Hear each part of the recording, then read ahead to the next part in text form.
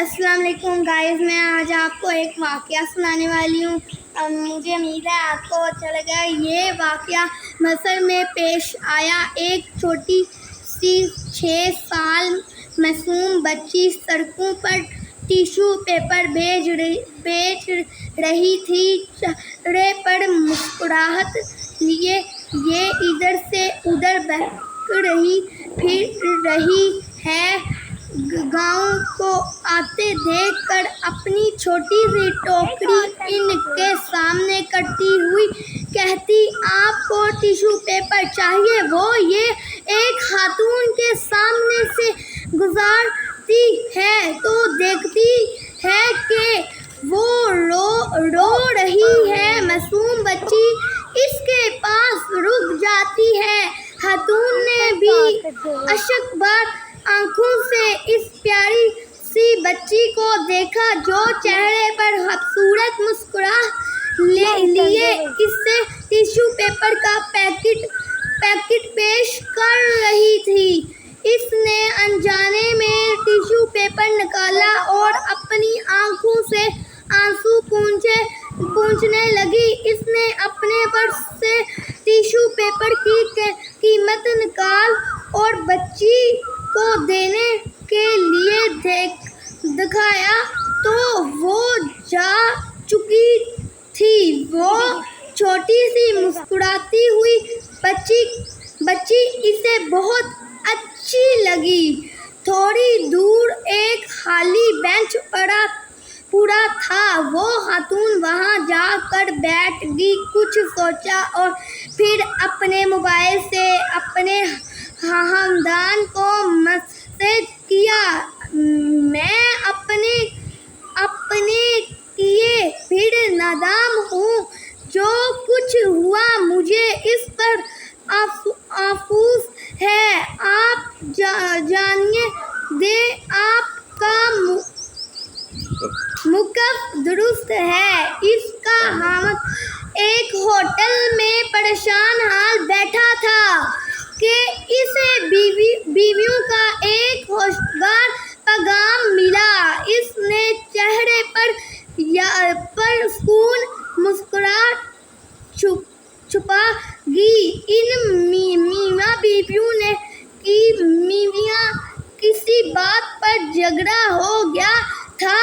اس خوشی میں اس نے ویٹر کو بلوایا اور بڑی خوشی سے اسے پہنچانا۔ 50 مصری پاؤنڈ پکڑا کر کے یہ تمہارے ویٹر کو اتار نہ آئے اور کہنے لگے، چائے کی قیمت تو صرف 5 پاؤنڈ تھی، باقی تمہاری ٹپ ہے۔ وہ گویا ہوا۔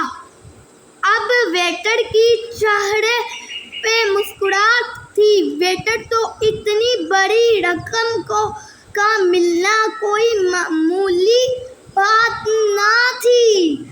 اس نے ایک فیصلہ کیا اور اس بوڑھی فقیر عورت کو پاس جا پہنچا جو فٹ پاتھ پر کپڑا بچھائے چاکلیٹ اور ٹافیاں بیچ رہی تھی۔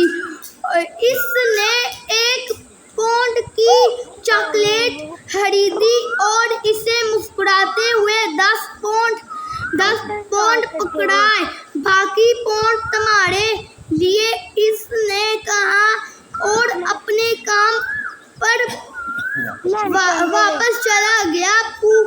بوڑھی خاتون بار بار اس 10 پاؤنڈ کے نوٹ کی طرف دیکھ رہی تھی جو اسے بغیر کسی محنت اور صلے کے مل گئے تھے۔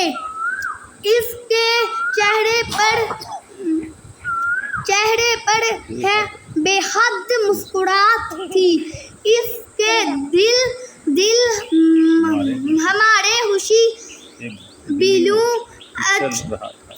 اچھل رہا تھا، اس نے زمین پر بچھائے ہوئے اپنے سامان کو سمیٹا اور سیدھی قصاب کی دکان پر جا پہنچی۔ اسے اور اس کی پوٹی کا گوشت کھائے کتنی مدد گزار چکی تھی۔ اس نے گوشت کھانے لیے جی چاہتا تھا مگر ان کے پاس وسائل اجازت نہیں دیتے تھے۔ آج ان کی خواہشاں پوری ہو رہی تھی۔ اس نے مسکراہٹ ہوئے گوشت خریدا اور گھر چلی گئی۔ بوڑھی امام نے بڑی محنت اور شوق سے گوشت پکایا اور ننھی سی پیاری سی پوتی کا انتظار کرنے لگی تھی۔ اس کی وہ سوچوں میں گم تھی کہ ٹیشو پیپر بیچنے والی اس کی پوتی مسکراتی ہوئی گھر میں داخل ہوئی۔ آج اس کے چہرے پر غم۔ دونوں نے زیادہ مسکراہٹ کی۔ قارئین کرام کیا ایسا نہیں ہو سکتا کہ ہم بھی اس ٹیشو پیپر بیچنے والی بچی کو طرح مسکراہٹ تقسیم کریں، لوگوں میں خوشیاں بانٹیں۔ رسول کریم صلی اللہ علیہ وسلم نے حدیث پر غور کریں۔ رسول کریم نے ایک حدیث میں اپنی آمد کی رہنمائی فرمائی اور چہرے کی مسکراہٹ کی جانب توجہ دلاتے ہوئے فرمایا کہ تمہارا اپنے بھائی کے ساتھ